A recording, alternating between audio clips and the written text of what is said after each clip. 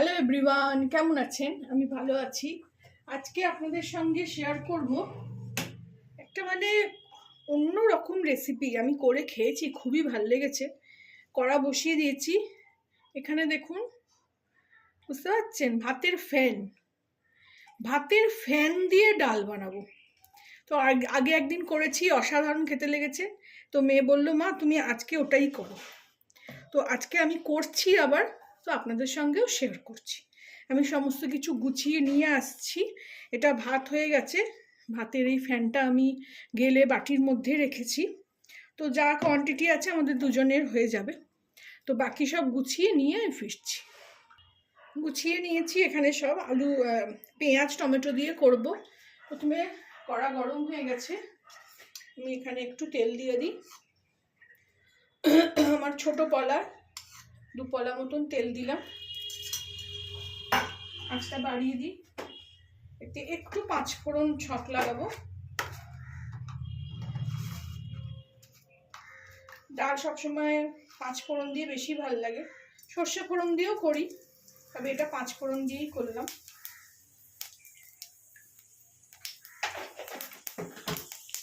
দিয়ে 2টো ছোট শুকনো লঙ্কা ফোড়ন দিলাম।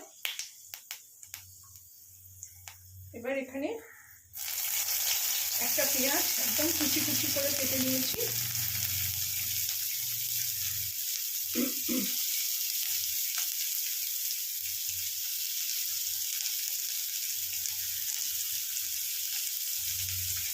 এটাকে ভালো করে ভেজে নেব।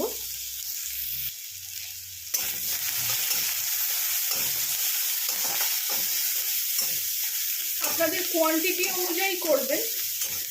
আমার অল্প জিনিস বলে আমি অল্প একটা পেঁয়াজ দিয়েছি। এটাকে একটু ভালো করে ভেজে নেব। একটু এর মধ্যে নুন ছড়িয়ে দিয়ে আগে, নুন দিয়ে দিলে এটা সফট হয়ে যাবে।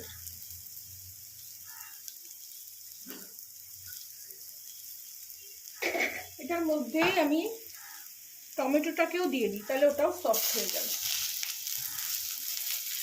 একটা ছোট টমেটো কেটেছি। এটাকে একটু ঢাকা দিয়ে দেবো। নুন দিয়েছি যেহেতু, তাড়াতাড়ি সফট হয়ে যাবে।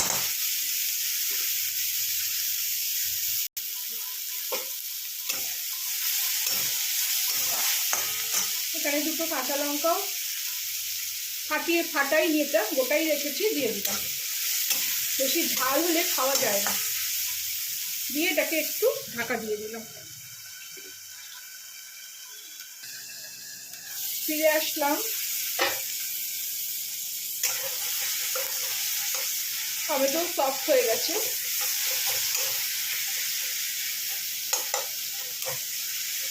এর মধ্যে অল্প একটু আদা দেবো।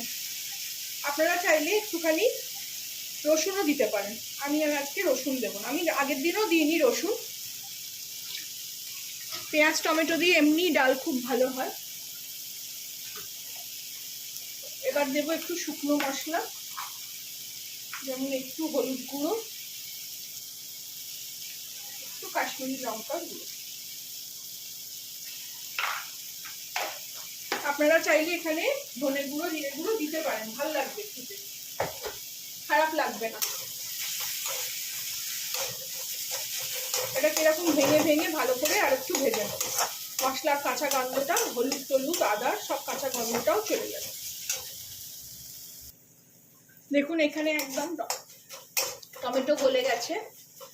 এবার আমি এই পাতের ফ্যানটা দিয়ে দেবো। কেউ কোনোদিন ভাবতেও পারবেন না, ভাবতে পেরেওছি কি আমিও পারিনি। আমি যবে থেকে দেখেছি আমার মনে হচ্ছে আমি কতক্ষণে রান্না করব আর খাবো। ভাতের ফ্যান তো এমনি খুব পুষ্টিকর। এটা বাটিটা ধুয়ে একটু জল দেবো, নিচে ঘন ব্যাপারটা রয়ে গেছে।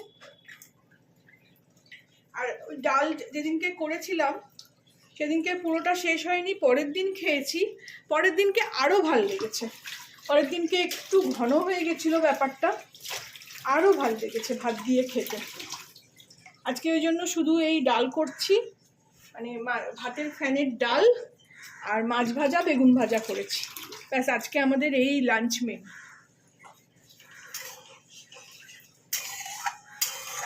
আজকে আর একটা জিনিস খুব মিস করছি, ধনে পাতা।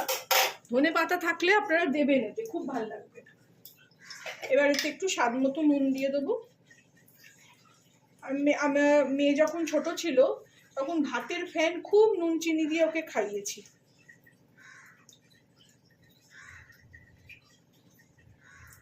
অনেক সময় হয় না যে কি রান্না করব, বাড়িতে ডালও নেই অথচ সবজিও নেই, তখন মানে কিছু একটা খেতে তো হবে। তখন এই ভাত তো আমরা মোটামুটি রোজই করি।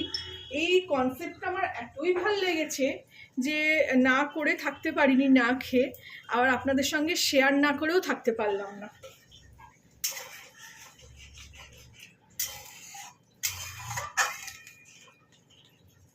এটা এবার একটু ফুটবে, সব মশলা পড়ে গেল, দিয়ে একটু ঢাকা দিয়ে দেবো। ফুটতে শুরু করেছে, একটু কমিয়ে দিয়ে ঢাকা দিয়ে দেবো। ফিরে আসলাম, এরকম ফুটছে। এখানে তো সেদ্ধ হওয়ার কিছু ব্যাপার নেই, ওই জন্য একটু ভালো করে ফুটে গেলেই এটা রেডি হয়ে গেল।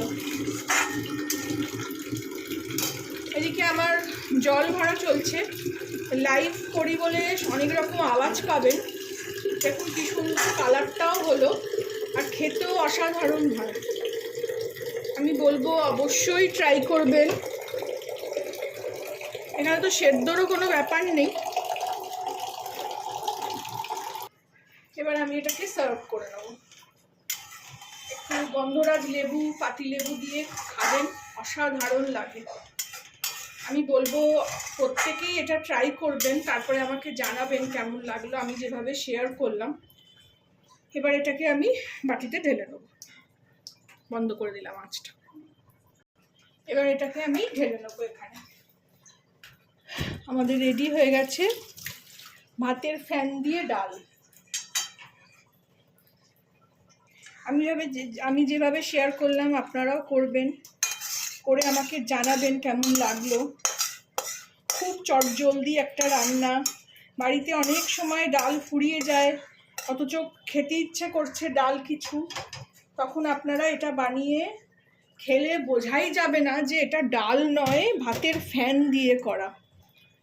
তো ভালো লাগলে আমার চ্যানেলটাকে একটা লাইক, শেয়ার অ্যান্ড সাবস্ক্রাইব করে দেবেন। এর ওপর একটু ধনে পাতা ছড়িয়ে দেবেন, খুবই ভালো লাগবে, আরও ভালো লাগবে, আরও টেস্ট বেড়ে যাবে। Thank you for watching.